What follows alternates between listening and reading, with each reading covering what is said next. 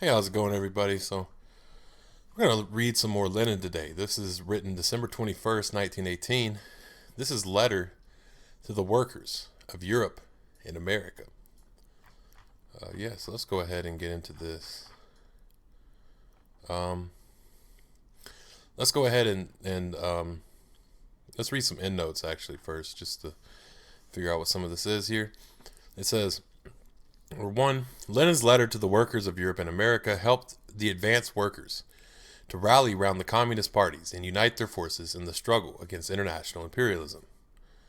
2. The letter was published in Berlin in the March issue of magazine Die Action and in the April issue of the magazine Der Arbeiterrat, the Workers' Council, for 1919. It also appeared as a separate pamphlet in English. 3. Die Freiheit, a daily newspaper organ of the Independent Social Democratic Party of Germany, published in Berlin from November 15th, 1918 to September 30th, 1922.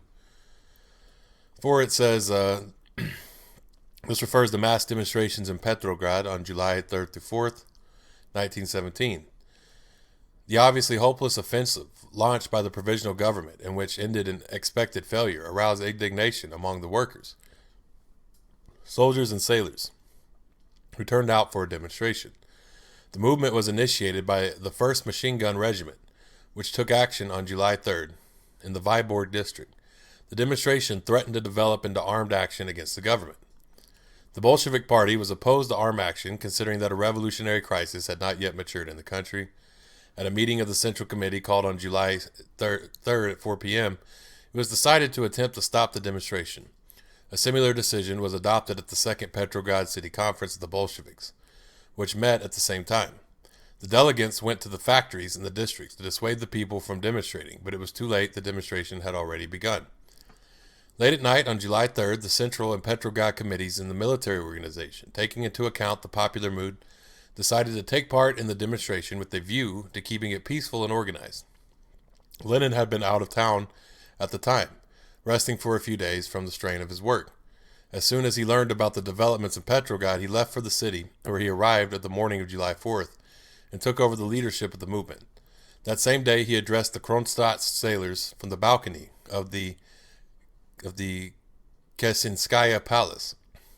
He called on them to be staunch, steadfast, and vigilant. Over 500,000 people took part in the demonstration under the slogan, quote, "All power to the Soviets," end quote, and other Bolshevik slogans. The demonstrators demanded that the Central Executive Committee take over power. The Socialist, Revolutionary, and Menshevik leaders did not comply with the demand. With the knowledge and connivance of the Socialist, Revolutionary, Menshevik Central Executive Committee, the provisional government ordered officer, cadet, and Cossack units to deal with the demonstrators. The troops opened fire. Counter-revolutionary units had been brought to the front to crush the demonstration. The meeting of the Central and Petrograd committees, which took place on the night of July 4th to 5th with Lenin in the chair, decided to call off the demonstration in an organized way. It was a wise move, as it enabled the party to make a timely retreat and stave off the defeat of the main forces of the revolution. The Mensheviks and Socialist Revolutionaries actually turned out to have aided and abetted the counter-revolutionary repression. They lined up with the bourgeoisie to attack the Bolshevik Party. Pravda, Sodatskaya Pravda, and other Bolshevik papers were suppressed, and the printing plant, Trud, acquired with workers' money, was wrecked. Workers were disarmed and arrested. House searches and pogroms began. Revolutionary units of the Petrograd garrison were withdrawn from the capital and sent to the front. Just to show what what left means is, the Mensheviks and the Socialist Revolutionaries aided the counter-revolutionary repression. Meaning meaning the cadets and the Cossacks. They're sitting there helping Cossacks out. Attack Bolsheviks. Just because they were that capitulating, like they would, as soon as they had a little bit of any bourgeois state power, they were immediately turned around and attacked workers. So that's what, that's about the value of just somebody being left wing. After the July days, power in the country completely passed into the hands of the provisional government, and the Soviets became its impotent appendage. Dual power came to an end, as did the peaceful period of the revolution's development. The Bolsheviks were now faced with the task of preparing an armed uprising to overthrow the provisional government. Lenin described the July days in his articles Three Crises and Answer, Marxism and Insurrection, the Russian Revolution and Civil War, and others. And then note number 5, Lenin refers to the murder on July 6th of the Bolshevik I.A. Voinov, an active correspondent of Pravda, and a worker at the Pravda print shop. After the Pravda offices had been wrecked, he took part in the publication Listok Pravdy, Pravda news sheet, during the July days, and was killed as he was distributing the newspaper on Shpalinaya Street, now Voinov Street. So yeah, there's some notes just to get some context of it. Again, this is written 21st December 1918. This is a letter to the workers of Europe and America. Let's go ahead and get into it. It says, Comrades, at the end of my letter to American workers dated August 20th, 1918, I wrote that we are in a besieged fortress so long as the other armies of the World Socialist Revolution do not come to our aid. I added that the workers are breaking away from their social traitors, the Gomburses and renters. The workers are slowly but surely coming round to communist and Bolshevik tactics. Less than 5 months have passed since those words were written. And it must be said that during this time, in view of the fact that workers of various countries have turned to communism and Bolshevism, the maturing of the world proletarian revolution had proceeded very rapidly. Then, on August 20th, 1918, only our party, the Bolshevik Party, had resolutely broken with the old Second International of 1889 through 1914, which so shamefully collapsed during the imperialist war of 1914 and 1918. Only our party had unreservedly taken the new path from the socialist and social democracy, which had disgraced themselves by alliance with the predatory bourgeoisie, to communism, from petty bourgeois reformism and opportunism, which had thoroughly permeated and now permeate the official social democratic and socialist parties, to genuinely proletarian revolutionary tactics. Now, on January 12, 1919, we already see quite a number of communist proletarian parties, not only within the boundaries of the former Tsarist Empire, in Latvia, Finland, and Poland, for example, but also in Western Europe, Austria, Hungary, Holland, and lastly, Germany. The foundation of a genuinely proletarian, genuinely internationalist, genuinely revolutionary Third International, the Communist International, became a fact when the German Spartacus League, with such world-known and world-famous leaders, with such staunch working-class champions as Liebknecht, Rosa Luxemburg, Clara Zetkin, and Franz Mehring, made a clean break with socialists like Scheidemann and Serdikum, social chauvinists, socialists in words but chauvinists in deeds, who have earned eternal shame by their alliance with the predatory imperialist German bourgeoisie and Wilhelm II. It became a fact when the Spartacus League changed its name to the Communist Party of Germany, though it has not yet been officially inaugurated. The Third International actually exists.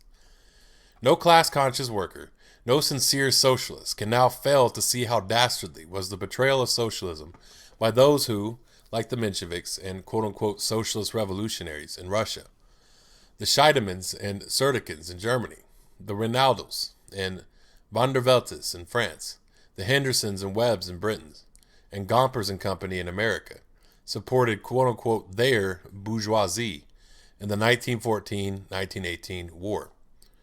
That war fully exposed itself as an imperialist, reactionary, predatory war, both on the part of Germany and on the part of the capitalists of Britain, France, Italy, and America.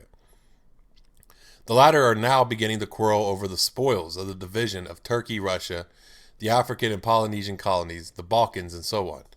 The hypocritical phrases uttered by Wilson and his followers about quote-unquote democracy and quote-unquote union of nations are exposed with amazing rapidity when they see the capture of the left bank of the Rhine by the French bourgeoisie, the capture of Turkey, Syria, and Mesopotamia, and part of Russia, Siberia, Archangel, Baku, Krasnoyarsk, Ashkabad, and so on, by the French, British and American capitalists, and the increasing animosity over the division of the spoils between Italy and France, France and Britain, Britain and America, America and Japan. Beside the craven, half-hearted quote-unquote socialists, who are thoroughly imbued with the prejudices of bourgeois democracy, who yesterday defended quote-unquote their imperialist governments, and today limit themselves to platonic quote-unquote protests against military intervention in Russia. Beside these, there is a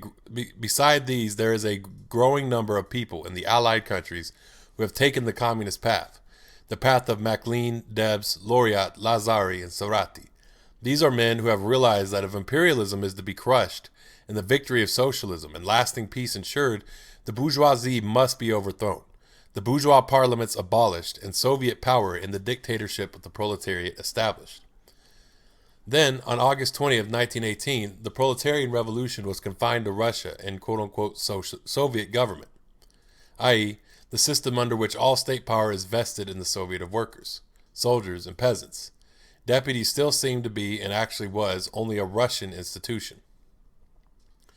Now on January 12, 1919, we see a mighty quote-unquote Soviet movement, not only in parts of the former Tsarist Empire, for example in Latvia, Poland, and the Ukraine, but also in West European countries and neutral countries.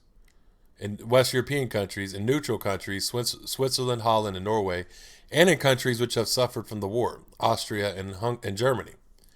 The revolution in Germany, which is particularly important and characteristic as one of the most advanced capitalist countries, at once assumed quote-unquote Soviet forms.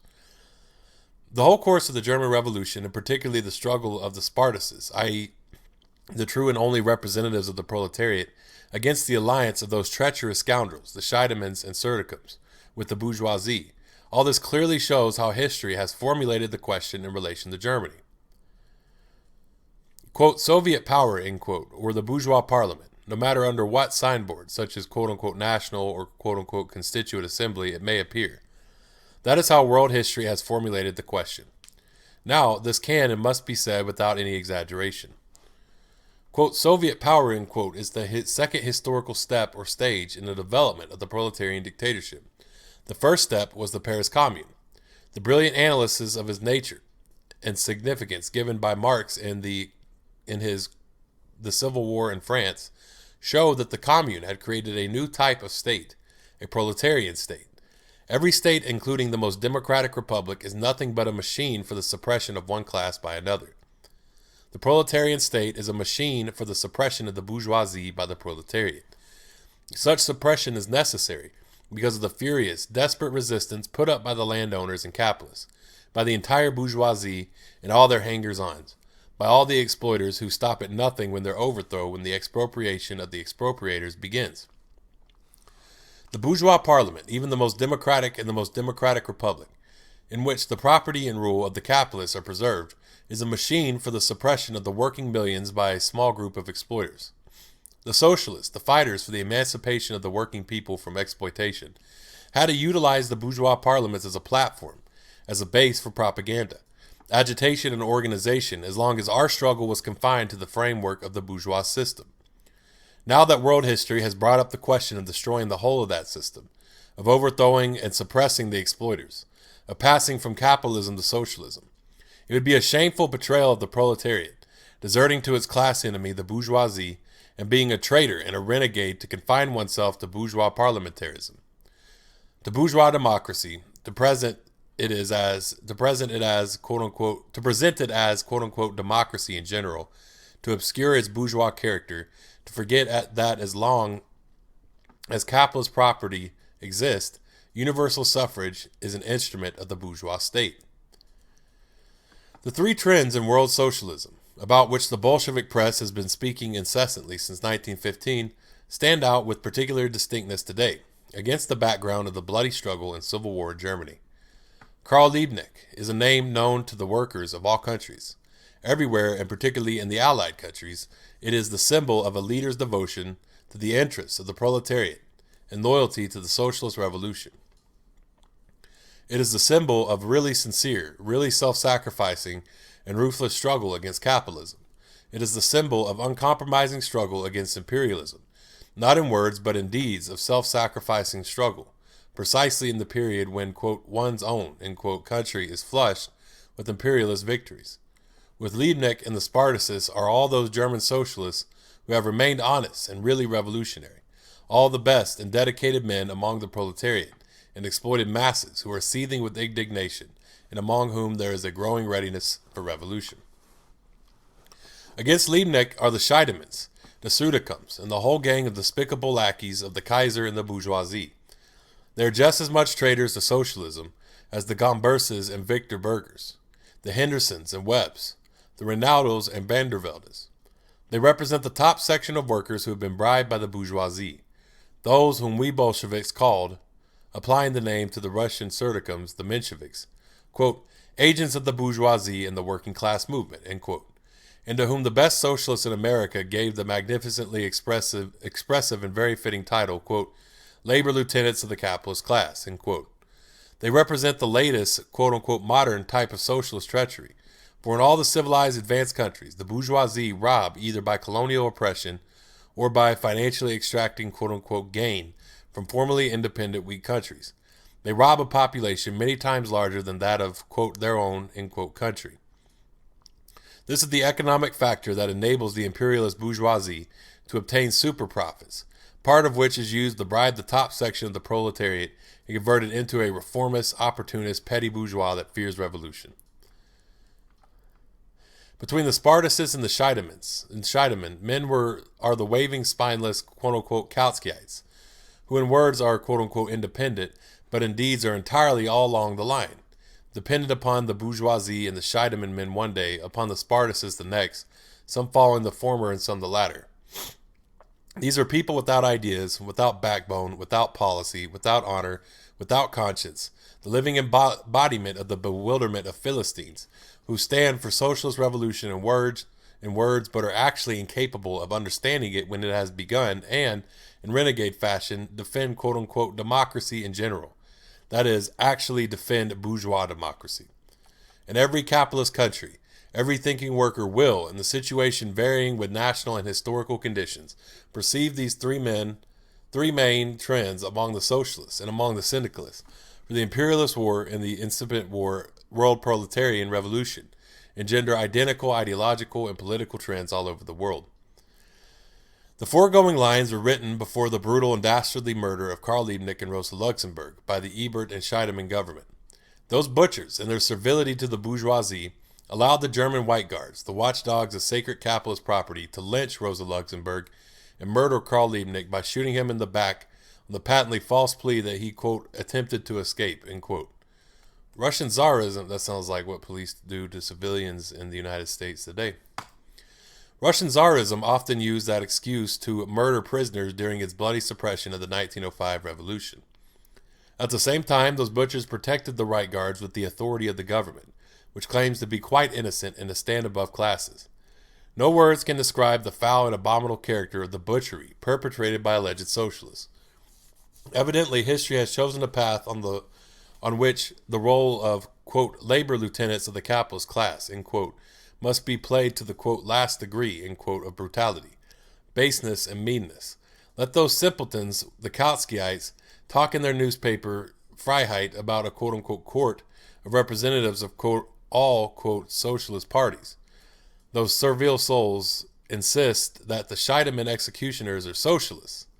Those heroes of Philistine stupidity and petty bourgeois cowardice even failed to understand that the courts are organs of state power, and that the issue in the struggle of civil war now being waged in Germany is precisely one of who is to hold this power, the bourgeoisie, quote-unquote, served by the Scheidemans as executioners and instigators of pogroms, and by the Kautskys as the glorifiers of, quote, pure democracy, end quote, or the proletariat, which will overthrow the capitalist exploiters and crush their resistance.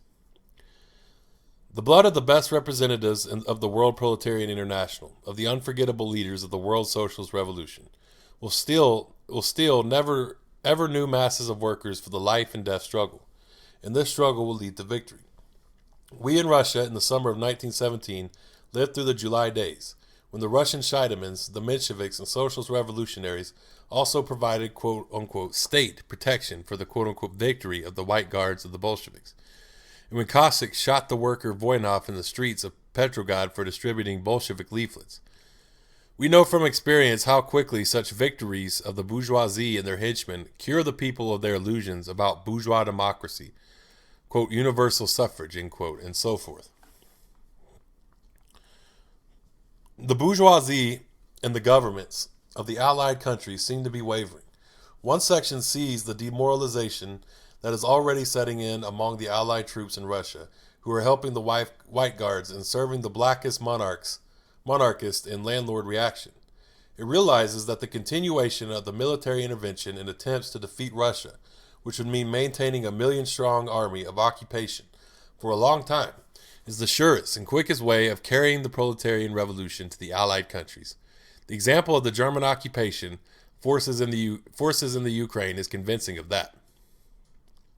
Another section of the Allied bourgeoisie persists in its policy of military intervention, economic encirclement, clemencio, and strangulation of the Soviet Republic. The entire press in the service of that bourgeoisie, i.e., the majority of the capitalist bought daily newspapers in Britain and France, predicts the early collapse of the Soviet government, draws lurid pictures of the horrors of the famine in Russia, lies about quote-unquote disorders, and the quote-unquote instability of the Soviet government. The White Guard armies of the landowners and capitalists, whom the Allies are helping with officers, ammunition, money, and auxiliary detachments, are cutting off the starving central and northern parts of Russia from the most fertile regions, Siberia and the Don. The distress of the starving workers in Petrograd and Moscow, in Ivanovo, Vosnesensk, and other industrial centers is indeed great.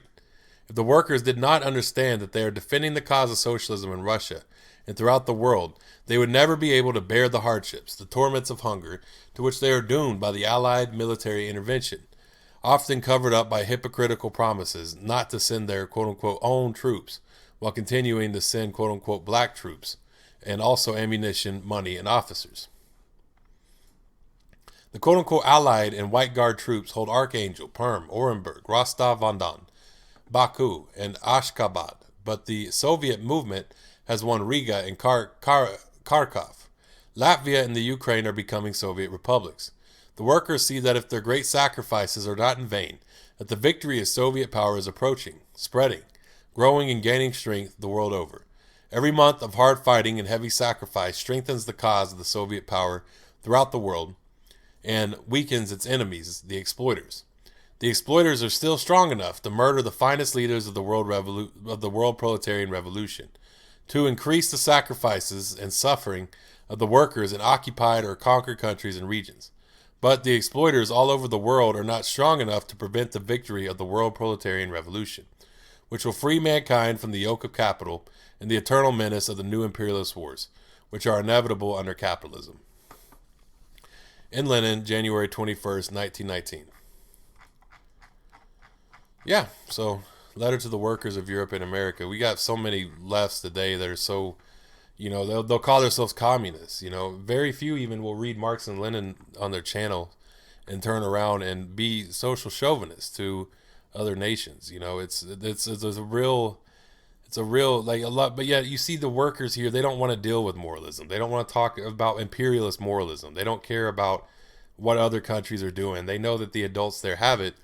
They don't even read the socialism. They're not even of a left consciousness, So the workers, they're all tired of it. They've seen for their own self that after the bourgeois, what their own bourgeois has drugged them into wars, they see for themselves that they have no interest in making the enemies of, their own national bourgeoisie their own political enemies, but many of our lefts and communists, so-called communists, and people who even read Marx and Lenin on their channels are still doing that. They find it necessary to find the politically agitate against the enemies of their own national bourgeoisie.